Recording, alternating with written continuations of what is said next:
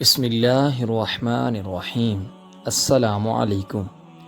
یہ 4 دعائیں دن میں کسی بھی وقت ضرور پڑھ لیا کریں۔ 4 ایسے کلمات آپ کو پڑھانے اور سکھانے جا رہا ہوں۔ اگر آپ ان کلمات کو پڑھتے ہیں تو اللہ تعالیٰ آپ کی دنیا بھی اچھی بنا دے گا اور آپ کی آخرت بھی اچھی بنا دے گا۔ وہ 4 دعائیں کون سی ہیں؟ آئیے جانتے ہیں۔ نمبر 1، اگر آپ اپنی دنیا اور آخرت اچھی بنانا چاہتے ہیں تو ایک بار پڑھیں، حسبنا اللہ و نعم الوکیل، دین، جان اور اولاد کی حفاظت۔